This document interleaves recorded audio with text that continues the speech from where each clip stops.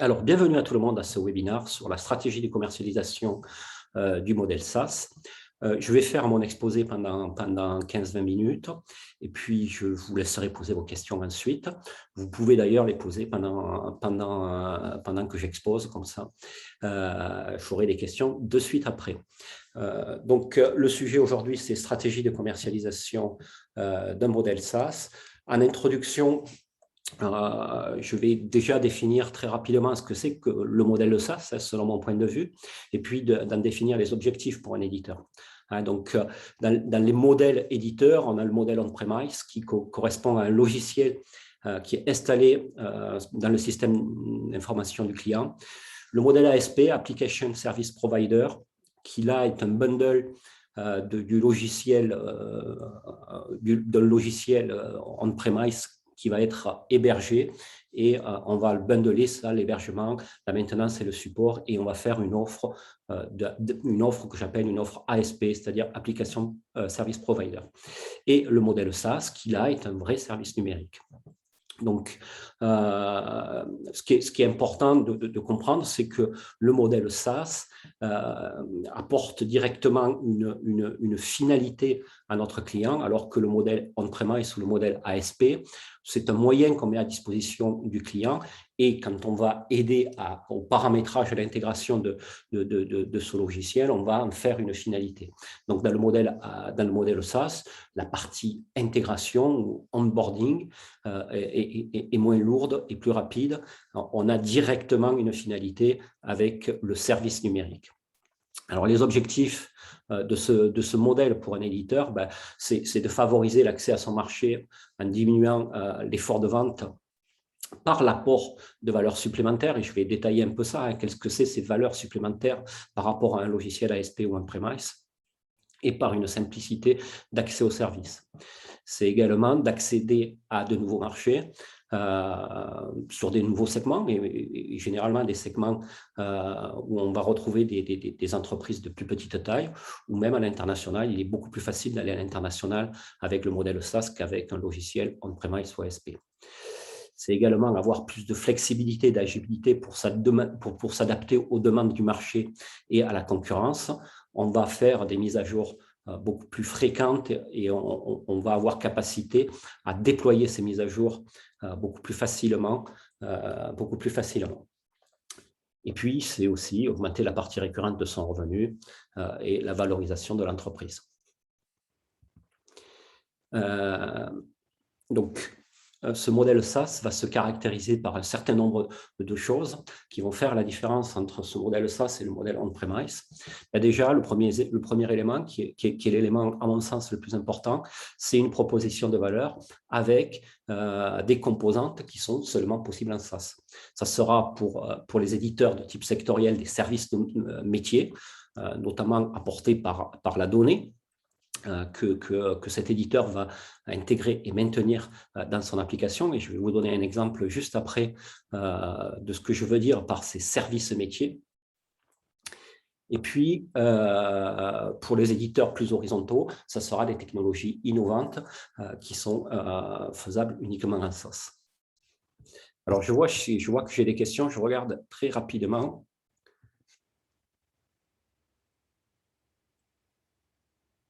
Donc, pas de problème de son. OK. Je continue.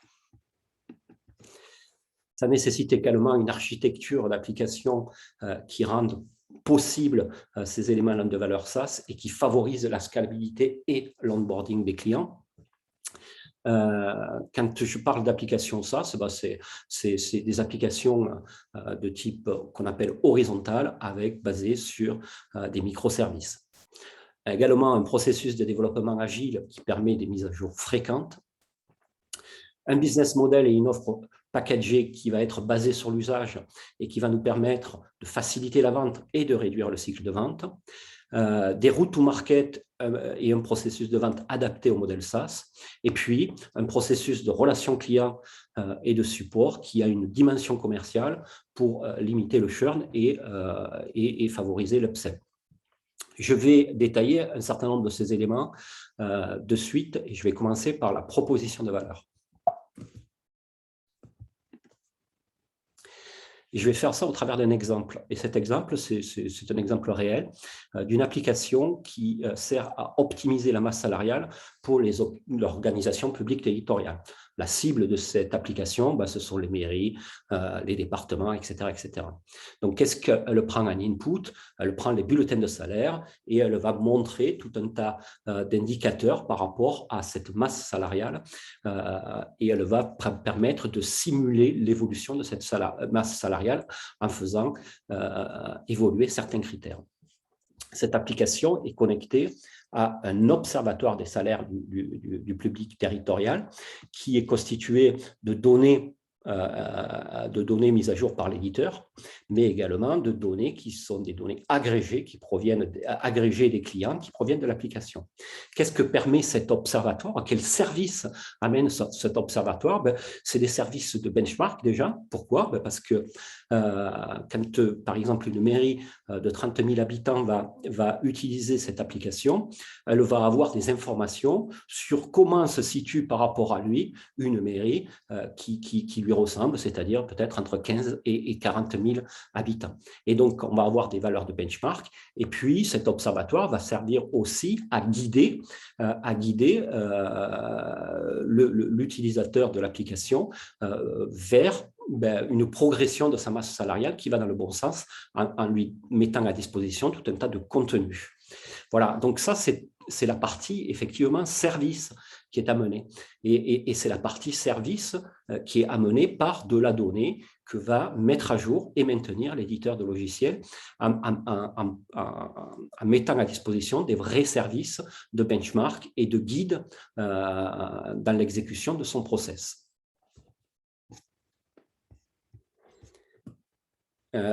Autre exemple, ça donc c'est un éditeur sectoriel. Autre exemple sur un auditeur un peu moins sectoriel, mais l'autre fois j'ai essayé le CRM de HubSpot.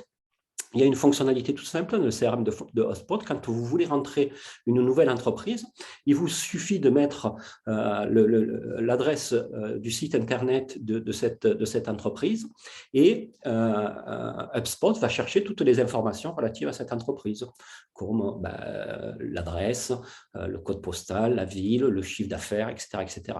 Et donc ça, ce sont des valeurs alors qui ne sont pas amenées par des données mises à jour par l'éditeur, mais par des connexions à des systèmes qui permettent de ramener de la donnée dans l'application en fonction de ça. Donc, en fait, c'est tout simple, mais ce sont des valeurs qui sont amenées par le SaaS.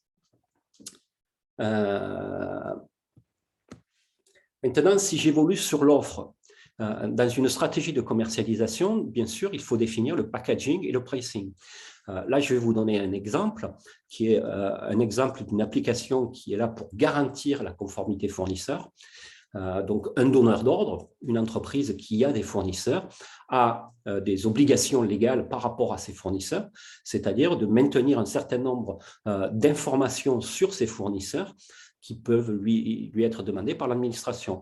Donc, il y a un premier step qui est l'obligation légale, qui correspond à trois choses qu'un donneur d'ordre doit avoir sur tous ses fournisseurs.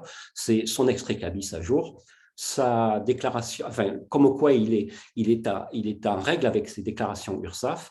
Et le troisième document, c'est par rapport aux salariés étrangers qu'il emploie. Et puis, il y a un deuxième niveau de garantie qui va être selon la nature des fournitures. Par exemple, si vous avez un fournisseur qui vous fournit des produits chimiques, il y a un certain nombre d'informations que vous devez avoir sur votre fournisseur, ou pareil pour des fournitures de nourriture, de l'agroalimentaire. Voilà. Et donc, le packaging et le pricing model de cette application, c'est fonction du nombre de fournisseurs et du niveau de garantie. Pourquoi? Alors, ça va favoriser la décision d'achat par la donnée qu'il y a dans cette application. C'est-à-dire que comme déjà cette application a un certain nombre de fournisseurs enregistrés dans cette application et dispose d'un certain nombre de documents sur cette application, quand un nouveau donneur d'ordre va être onboardé, il va avoir tout un tas de fournisseurs qui sont déjà dans la base de données de cet éditeur, et donc il ne va pas avoir de process pour récupérer les documents qui prouvent la conformité. Donc, ça va favoriser cette décision d'achat.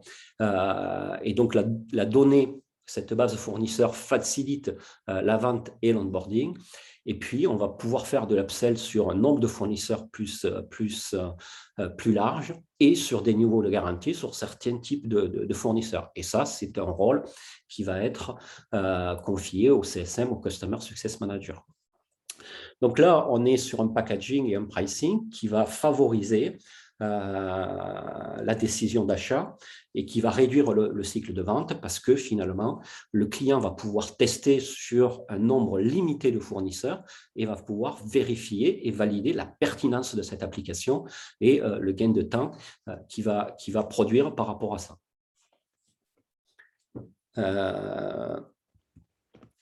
Sur cette offre SaaS, on peut également parler de ce qu'on appelle le modèle freemium, et c'est gratuit, qu'on retrouve de temps en temps dans les applications SaaS.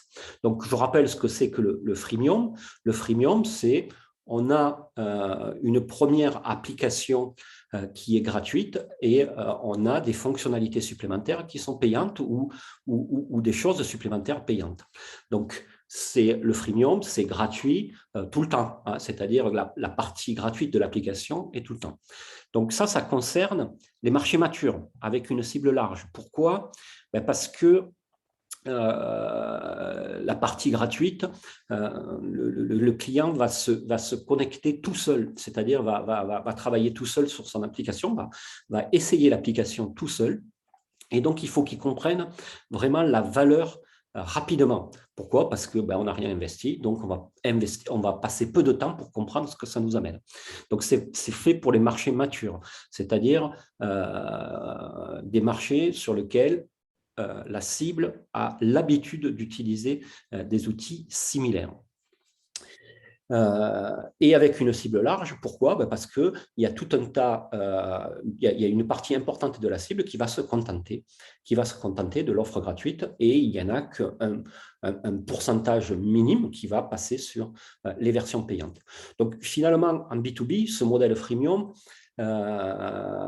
est pertinent que pour très peu d'applications. Pourquoi? Parce que les éditeurs ont souvent un côté assez innovant et donc font face à des marchés relativement peu matures. Et donc là, ils deviennent assez peu efficaces. Et puis, il y a l'autre modèle qui est le modèle d'essai gratuit où on va proposer d'essayer gratuitement notre application pendant 15 jours, 30 jours, etc. etc. Donc, ça nécessite aussi également une proposition de valeur facilement compréhensible. Hein, pourquoi? Parce que comme on va essayer gratuitement, on va investir peu de temps pour comprendre qu'est-ce que ça peut nous amener. Et un suivi commercial ou un suivi technique et commercial pendant cette période d'essai pour que cet essai soit un succès et pour aider le client à percevoir la valeur de ce qu'on lui amène. Donc, l'exemple que je fournis là, c'est un exemple de routeur d'email, hein, je ne sais plus, c'est Sendinblue ou quelque chose comme ça, où on a donc une offre gratuite qui est très limitée et qui est limitée jusqu'au nombre d'emails qu'on peut envoyer par jour.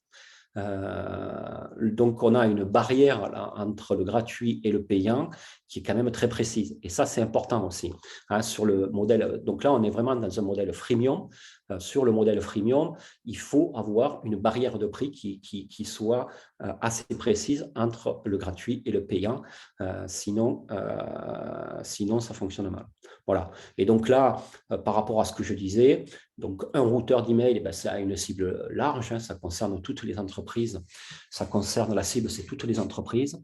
Et une proposition, un marché mature, une proposition de valeur facilement compréhensible. Oui, la majeure partie des gens qui font le marketing ou qui envoient des emails ont l'habitude d'utiliser déjà ce genre d'outils. Et donc, à partir du moment où on a une ergonomie qui est assez facile à comprendre, on est vraiment adapté à un modèle freemium sur ce type de logiciel, d'application. Voilà.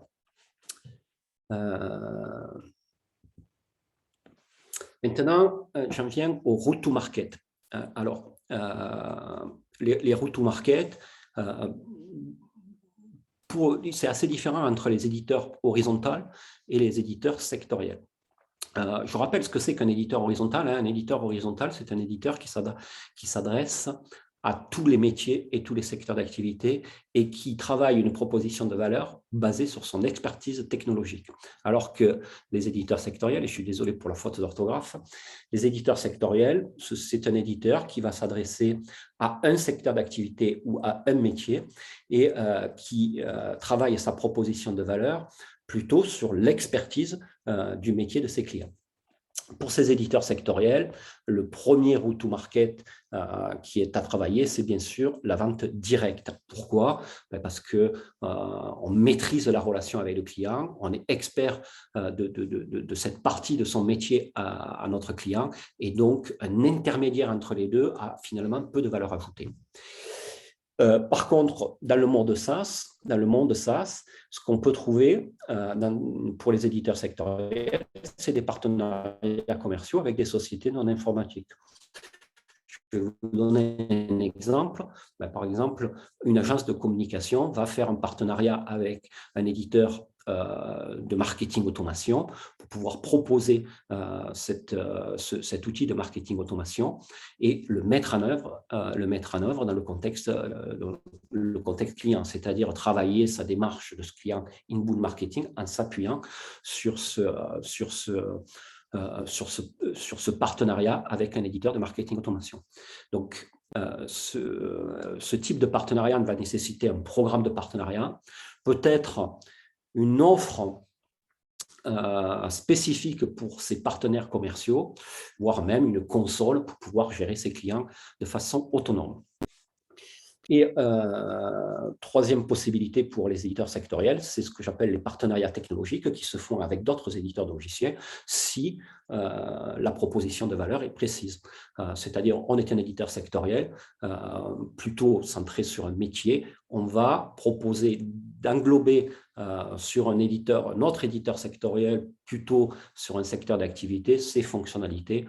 Voilà. Je vous donne un autre exemple. Par exemple, un éditeur de CRM qui veut rajouter des fonctionnalités de marketing et de communication va inclure dans son offre, par exemple, un Sendinblue ou un Mailchimp qui va faire les envois et router des emailing.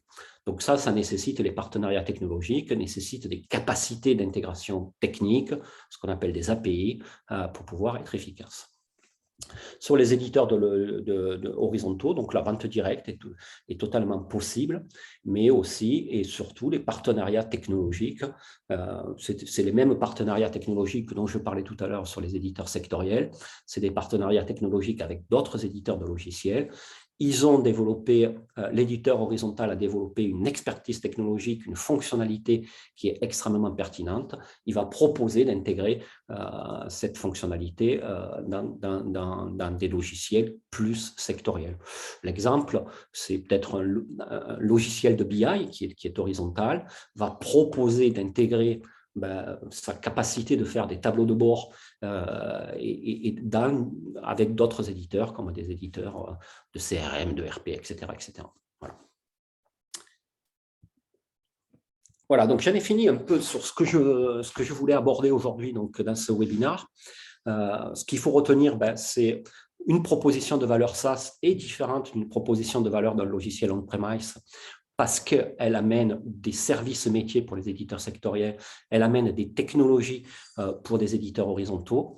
Et ce changement de proposition de valeur va changer un peu toute la stratégie de commercialisation, le packaging, le pricing de son offre, mais aussi la façon de vendre et également les partenariats et les routes to market que l'on va adresser. J'oubliais de dire en introduction, et donc là, je vais vous laisser poser vos questions.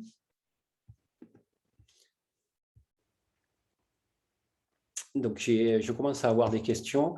Je vous laisse poser vos questions. En attendant, je parle 2 minutes de nous.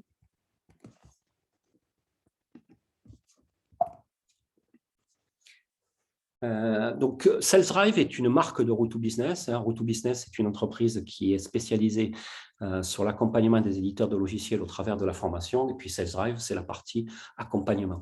Donc, pour les éditeurs, la proposition qu'on a, l'offre qu'on a, ben, c'est d'abord de commencer par un diagnostic sur un certain nombre de points, notamment l'analyse de la proposition de valeur, l'analyse des processus de développement de marketing, de commerce et de support, et puis des préconisations et un plan de changement.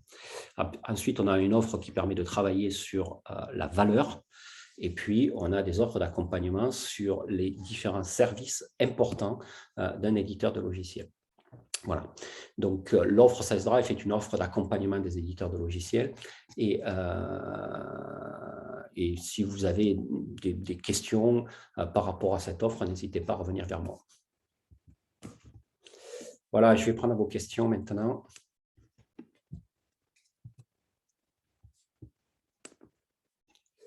Alors, j'ai une première question qui est: pourquoi un éditeur de logiciels on-prem doit s'orienter vers un modèle SaaS? Quels critères doivent être pris en compte pour sa décision? Alors, ce n'est pas une question simple à répondre. Un éditeur SaaS, alors, pourquoi un éditeur SaaS on-prem doit s'orienter vers un modèle SaaS et quels critères doivent être pris en compte pour sa décision? Donc, pourquoi? C'est un peu ce que j'évoquais dans le premier slide que j'ai montré, c'est-à-dire celui-ci. Voilà, celui-ci. Ben, c'est pour faciliter la vente, d'abord, pour faciliter sa vente, pour éventuellement accéder à de nouveaux marchés et pour avoir plus de flexibilité. Je crois que le SaaS, aujourd'hui, ça concerne tous les éditeurs, en fait, et c'est plus une option. C'est-à-dire qu'aujourd'hui, on va simplifier l'accès à son marché avec du SaaS parce qu'on va avoir moins d'interlocuteurs à convaincre, parce qu'il y a tout un tas de choses qui s'impliquent là. Et quels critères doivent être pris en compte? L'évolution vers le SaaS, il faut savoir que ça doit répondre à une vraie stratégie d'entreprise, c'est-à-dire partir de ses objectifs. Pourquoi on va vers le SaaS?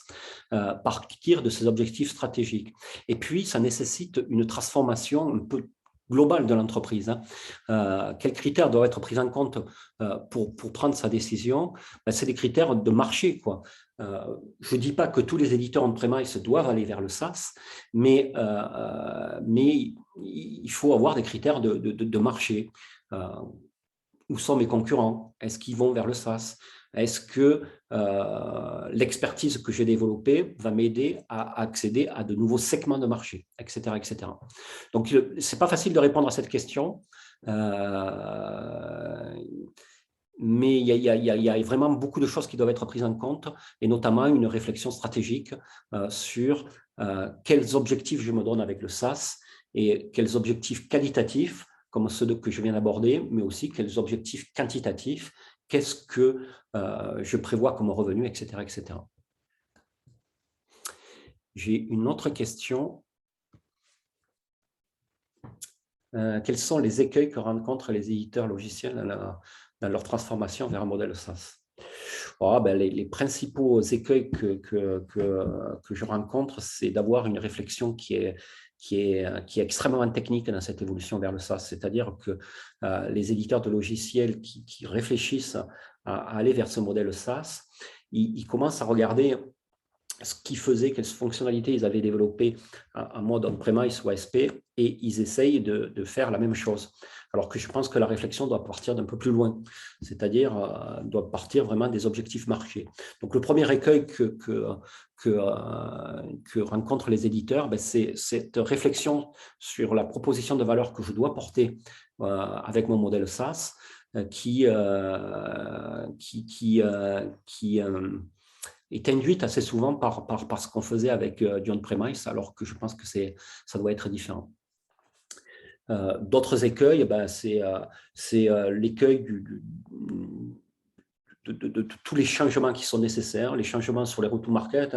Je pense que les routes to market ont évolué, la vente directe a évolué, c'est-à-dire qu'on travaille plus sur des modes inside sell sur du SaaS que sur du mode vente chez le client.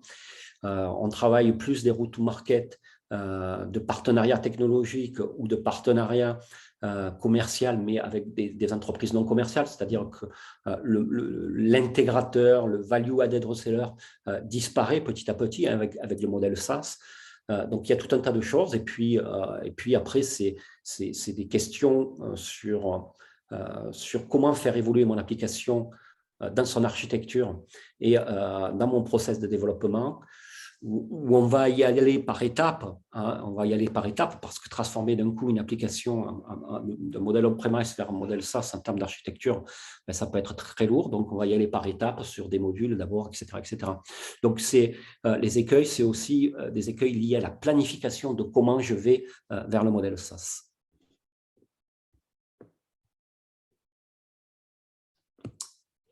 J'ai une autre question. Pouvez-vous détailler les bonnes pratiques de vente directe pour les éditeurs sectoriels? Bon, les bonnes pratiques de vente directe pour les éditeurs sectoriels et pour la vente directe, ben, c'est déjà d'avoir une démarche marketing inbound qui soit très efficace. Pourquoi? Parce que la prospection au niveau commercial, c'est quelque chose qui est de plus en plus difficile.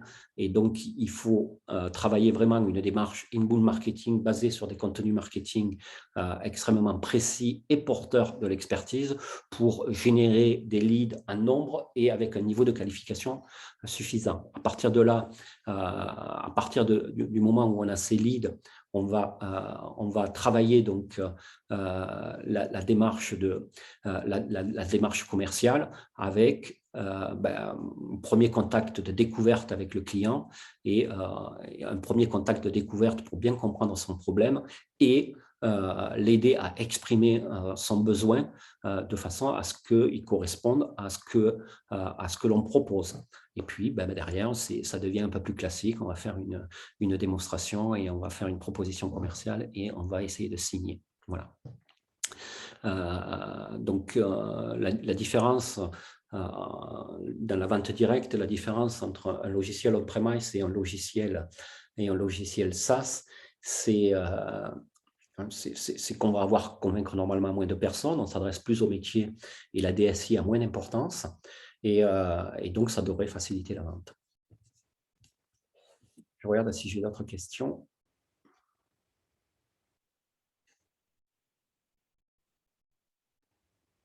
Hop. Je n'ai pas d'autres questions.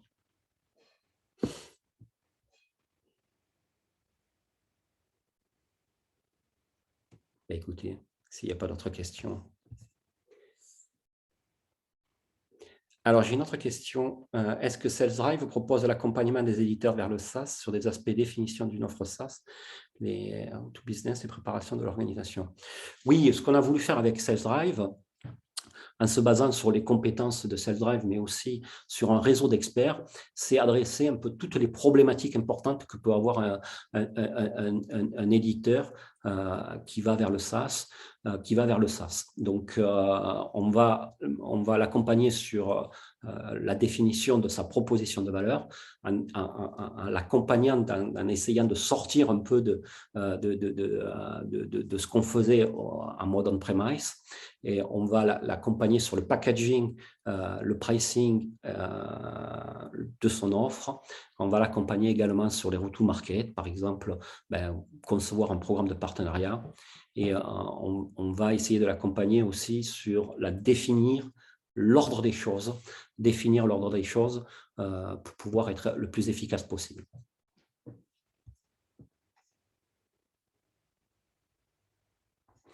Quels sont les canaux pour le SaaS? C'est un peu le slide que je montrais tout à l'heure. Les canaux de commercialisation pour le SaaS. Je vais revenir sur ce slide. Voilà, donc si on est sectoriel, Le canal principal que j'ai mis en point, c'est la vente directe. Sinon, les partenariats commerciaux avec des sociétés non informatiques. Par exemple, j'ai donné l'exemple du logiciel de marketing automation qui s'appuyait sur des partenariats commerciaux agences de communication, mais on peut en avoir d'autres. Et puis, les partenariats technologiques si on a une proposition de valeur précise. Alors que les éditeurs horizontaux, c'est d'abord et avant tout les partenariats technologiques, mais aussi la vente directe.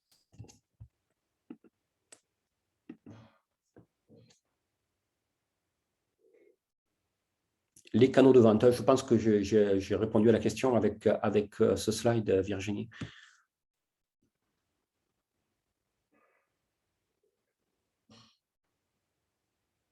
Si vous avez besoin de précision, n'hésitez pas. Qu'est-ce qu'un partenariat technologique? C'est un partenariat qu'on va passer avec un autre éditeur de logiciels. Par exemple, je donnais l'exemple tout à l'heure d'un logiciel de BI. Ben, il va essayer de conclure des partenariats technologiques avec d'autres éditeurs pour amener les tableaux de bord dans leurs applications. Avec d'autres éditeurs, ça va être avec un éditeur, par exemple, de CRM ou un éditeur de RP, etc., etc. Donc, un éditeur horizontal, en fait, qui apporte une brique technologique pointue, va pouvoir se commercialiser au travers de partenariats technologiques avec d'autres éditeurs qui, eux, sont plus sectoriels et pour amener cette brique pointue. Je vais vous donner l'autre exemple que je donnais, c'est l'exemple de ce routeur d'email. Beaucoup d'éditeurs, par exemple, de CRM qui vont vers des fonctionnalités un peu marketing d'envoi d'email en masse, ils vont passer un partenariat technologique avec ces routeurs d'email, que sont Mailchimp, Mailjet ou Sendinblue. Voilà. Et ces partenariats technologiques nécessite des capacités d'intégration, c'est-à-dire d'avoir des API dans son application pour pouvoir invoquer les fonctionnalités autrement que par une interface utilisateur, mais en ligne de commande.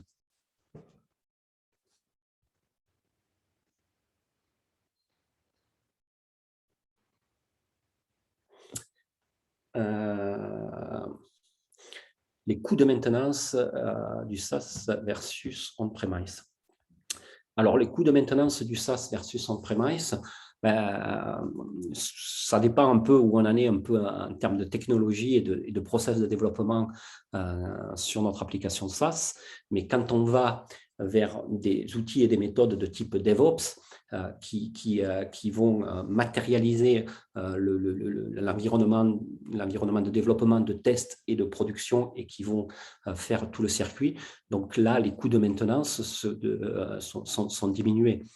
Quand on est on-premise, la maintenance, il faut qu'on l'applique sur toutes les instances que l'on a installées chez tous les clients ou même en ASP. Comme on est sur des instances d'applications qui sont séparées en ASP, on va devoir appliquer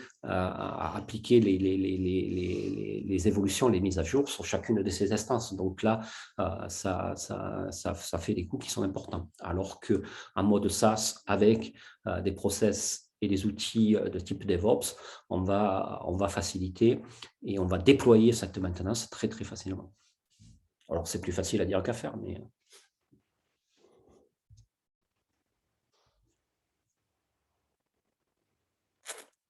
Je crois que je n'ai plus de questions.